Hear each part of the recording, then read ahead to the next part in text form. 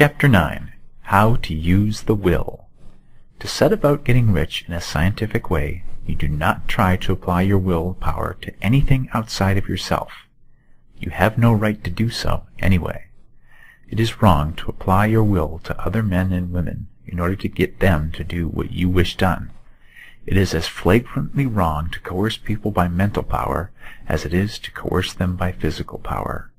If compelling people by physical force to do things for you reduces them to slavery, compelling them by mental means accomplishes exactly the same thing. The only difference is in methods. If taking things from people by physical force is robbery, then taking things by mental force is robbery too. There is no difference in principle. You have no right to use your willpower upon another person, even for his own good, for you do not know what is for his good. The science of getting rich does not require you to apply power or force to any other person in any way whatsoever. There is not the slightest necessity for doing so. Indeed, any attempt to use your will upon others will only tend to defeat your purpose. You do not need to apply your will to things in order to compel them to come to you. That would simply be trying to coerce God, and would be foolish and useless, as well as irreverent. You do not have to compel God to give you good things, any more than you have to use your willpower to make the sun rise. You do not have to use your willpower to conquer an unfriendly deity, or to make stubborn and rebellious forces do your bidding. Substance is friendly to you, and is more anxious to give you what you want than you are to get it. To get rich, you need only use your willpower upon yourself.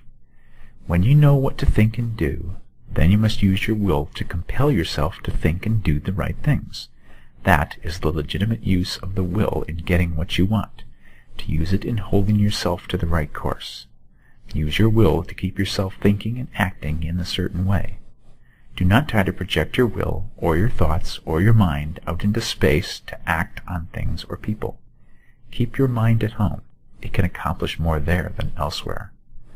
Use your mind to form a mental image of what you want, and to hold that vision with faith and purpose, and use your will to keep your mind working in the right way.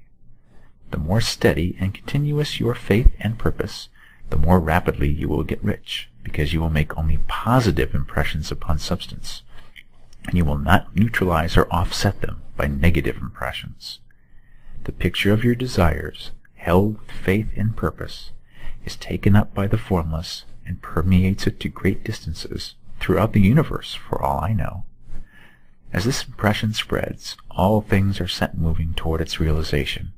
Every living thing, every inanimate thing, and the things yet uncreated are stirred toward bringing into being that which you want.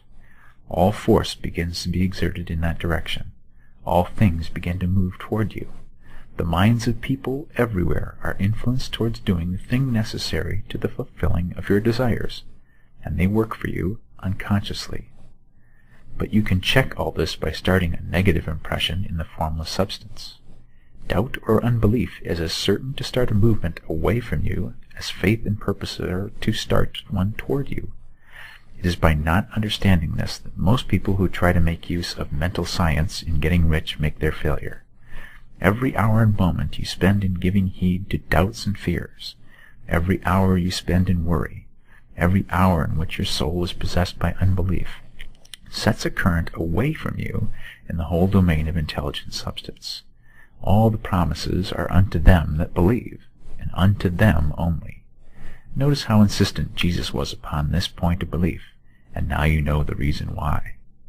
Since belief is all important, it behooves you to guard your thoughts, and as your beliefs will be shaped to a very great extent by the things you observe and think about, it is important that you should command your attention. And here the will comes into use, for it is by your will that you will determine upon what things your attention shall be fixed. If you want to become rich, you must not make a study of poverty. Things are not brought into being by thinking about their opposites. Health is never attained by studying disease and thinking about disease.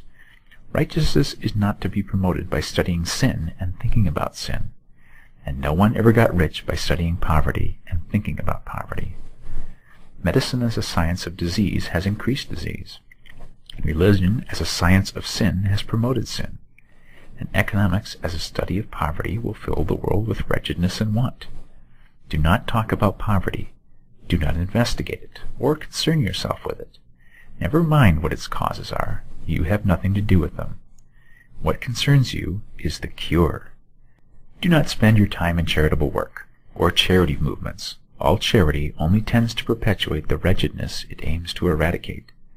I do not say that you should be hard-hearted or unkind, and refuse to hear the cry of need. But you must not try to eradicate poverty in any of the conventional ways. Put poverty behind you, and put all that pertains to it behind you, and make good. Get rich. That is the best way you can help the poor. And you cannot hold the mental image which is to make you rich if you fill your mind with pictures of poverty. Do not read books or papers which give circumstantial accounts of the wretchedness of the tenement dwellers, of the horrors of child labor, and so on. Do not read anything which fills your mind with gloomy images of want and suffering. You cannot help the poor in the least by knowing about these things, and the widespread knowledge of them does not tend at all to do away with poverty.